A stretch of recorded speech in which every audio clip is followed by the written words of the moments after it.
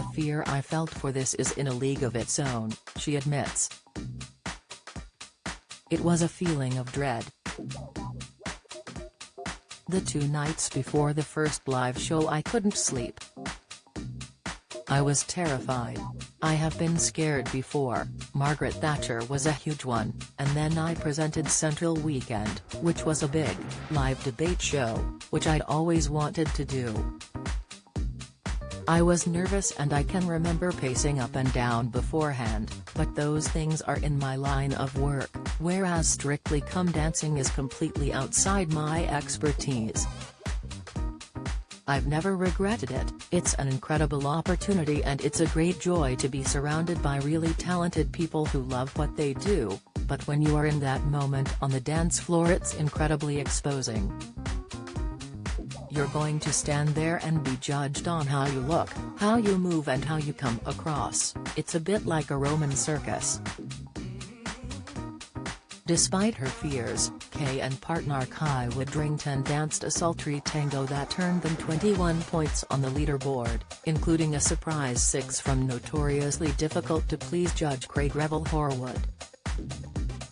Before the show, Kaye, 59, was dreading Strictly's sexier dances and being given the tango as her opening routine did not help.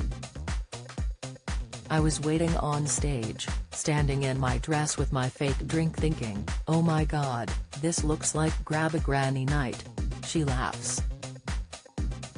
But my worries don't stop me going out.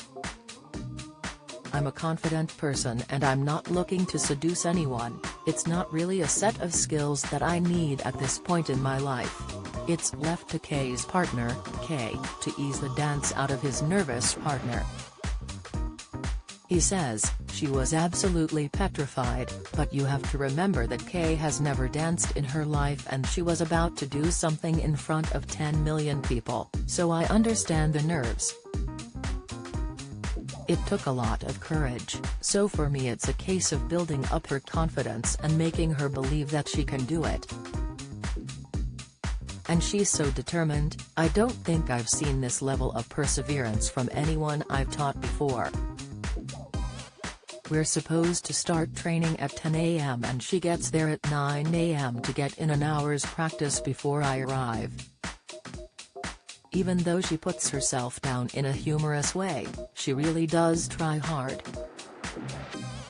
This week Kaye and Kai are dancing at Charleston. But while it's Kaye's favorite dance, the training has been even tougher and on Thursday evening she noticed a bruising on her ribs during a challenging lift and headed to the Strictly physio. Meanwhile her right shoulder and right leg have both had to be strapped this week. Kaye says, I felt pain doing a lift and was sent to see the physio. Apparently, I've strained my intercostal muscle. I'm wearing tape across my ribs because I think it looks really cool. I don't think it's actually doing anything. I just quite like to think of myself as an athlete. The pair are hoping that the injury won't affect their performance on the night. Kai promises, we're throwing everything at it. There are lifts, she'll be thrown around the room and she's smacking my bum. Expect nothing short of Cirque du Soleil meets Strictly Come Dancing. It will be the wow moment of the evening. Calm and cheerful and with a self-deprecating sense of humor, Kaye has been a popular presenter on our screens for decades. She's been a panelist on Have I Got News for You, took part in both Celebrity MasterChef and Celebrity Mastermind and recently launched her own podcast How to Be 60, where she interviews a host of celebrity guests on their attitudes to aging. But it is Loose Women, the show she joined at its launch in 1999, for which she is best known. I absolutely love Loose Women and I'll stay as long as they'll have me, she says. I've been there 22 years. If I didn't like it, I'd have walked away years ago, but it's part of who I am. Dance isn't part of who Kaye is, however, and by her own admission she's barely set foot on a dance floor since she was 5, when a dance teacher branded her kipper feet and asked Kaye's mum to remove her from the class.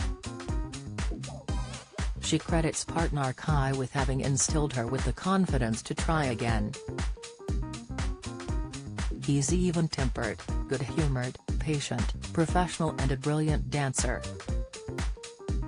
I really couldn't have wished for a better partner, she says. He does push me, he's not a soft touch, but he's never lost his temper. I do not know why. Maybe he does, maybe he goes to the bathroom and thumps his head against the wall, but he certainly doesn't let it show.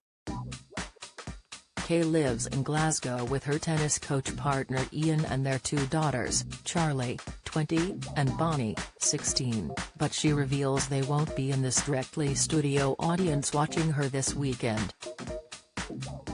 They're too busy to come. She laughs. Ian's got a tennis final, Bonnie's got a party and Charlie is at university. We're really close and they're very supportive and enthusiastic, but they're not showbiz kids. Bonnie is at school, she's studying for her exams and like every other teenager she's more concerned about what party is on at the weekend. But they watched it on TV and they were impressed.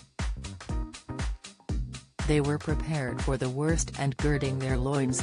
Oh my god, what are we going to say to her if it's a disaster? So I think they were pleasantly surprised and thought that wasn't as bad as it could have been.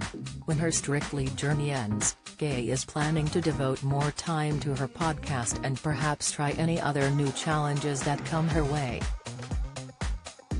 She explains, "My podcast How to Be 60 is the first thing I've done where I've taken ownership and that's a nice feeling. It's very much me.